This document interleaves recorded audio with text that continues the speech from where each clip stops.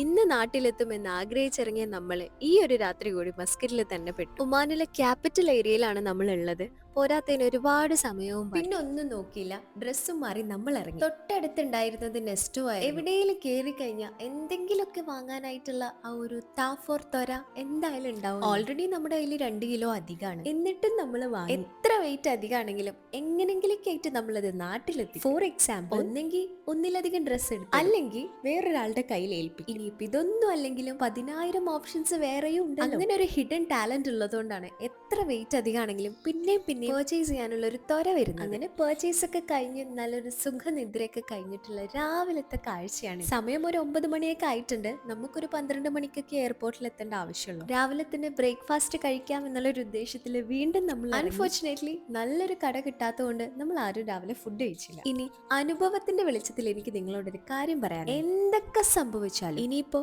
കല്യാണം തന്നെ വേണ്ടാന്ന് വെച്ചോളൂ, എന്നാ പോലും ഒരു ബിസിനസ് മാനെ നിങ്ങൾ കല്യാണം കഴിക്കുന്നത്. ബിസിനസ്സുകാരുടെ ഭാര്യമാർക്ക് ഞാൻ ഈ പറയുന്ന കാര്യം നന്നായിട്ട് റിലേറ്റ് ചെയ്യാൻ പറ്റും. അവരാദ്യം കല്യാണം കഴിച്ചിരിക്കുന്നത് അവരുടെ ഫോണിനെയാണ്, പിന്നെ അവർക്ക് ഈ ലോകത്ത് എന്തുള്ളൂ. ബ്രേക്ക്ഫാസ്റ്റ് മൂഞ്ചിയ സ്ഥിതിക്ക് നമ്മൾ പെട്ടെന്ന് റൂമിലേക്ക് തന്നെ തിരിച്ചു വന്ന് പോകാനുള്ള പ്രിപ്പറേഷൻസ് ഒക്കെ സ്റ്റാർട്ട് ചെയ്തു. കൂൾ ബോക്സ് ഒക്കെ വീണ്ടും ഒട്ടിച്ചു, ഫ്രിഡ്ജൊക്കെ കാലിയാക്കി വെച്ചു. ബാക്കിയുള്ള പരിപാടികളൊക്കെ കഴിഞ്ഞ് പെട്ടെന്ന് തന്നെ അവിടെ നിറഞ്ഞു. പക്ഷേ ആ പെട്ടെന്ന് എന്നുള്ളത് 1 മണിയായിപ്പോയി. 2:50 നമ്മുടെ ഫ്ലൈറ്റ്. ലേറ്റ് ആണെന്ന് തോന്നിയതുകൊണ്ട് നമ്മൾ നേരെ എയർപോർട്ടിലേക്ക് തന്നെ വിട്ടു. ഓൾറെഡി ഇന്നലത്തെ ഒരു അനുഭവം ഉള്ളതുകൊണ്ട് ഇനിയും നമുക്ക് ലേറ്റ് ആക്കാൻ പറ്റില്ല. അതുകൊണ്ട് വളരെ നേരത്തെ തന്നെ എയർപോർട്ട്. ലേറ്റ് ആയതിന്റെ പേരിൽ ഇനി കൂട്ടാതെ പോവരുതല്ലോ. ആ ഒരു വരവും ഇരിക്കണ ഇരിപ്പൊക്കെ കണ്ടാ തോന്നുവോ ഒരു തവണ ഇറക്കി വിട്ടിട്ടുള്ള പോക്കാണ് ഈ പോകുന്നതെന്ന്? അല്ലെങ്കിലും പ്രതീക്ഷിച്ചതുപോലെ എല്ലാം സംഭവിച്ചു കഴിഞ്ഞാൽ ലൈഫിന് എന്താ ഒരു ത്രില്ലുള്ളത് അല്ലേ? അങ്ങനെ അടിപൊളിയായിട്ട് നമ്മുടെ സെക്കൻഡ് അറ്റംപ്റ്റ് വിജയിച്ചു. ഇമിഗ്രേഷനും കാര്യങ്ങളൊക്കെ കഴിഞ്ഞ് നമ്മളൊന്ന് ഫ്രീ ആയ ശേഷം നേരെ പോയത് ഫുഡ് കോർട്ടിലേക്കായിരുന്നു. എന്റെ ഒരു പ്രവാസ ജീവിതം തുടങ്ങിയിട്ട് ചുരുങ്ങിയത് ഒരു 6-7 വർഷമൊക്കെ ആവുന്നതേ ഉള്ളൂ. ഇതിൽ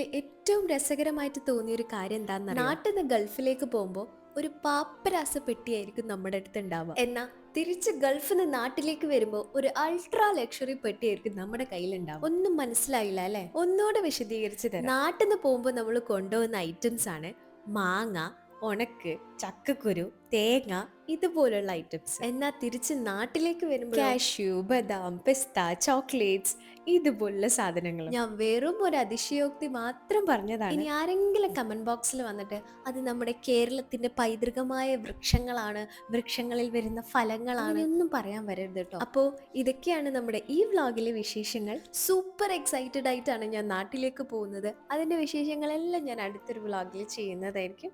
അപ്പോൾ ശരി, ബൈ.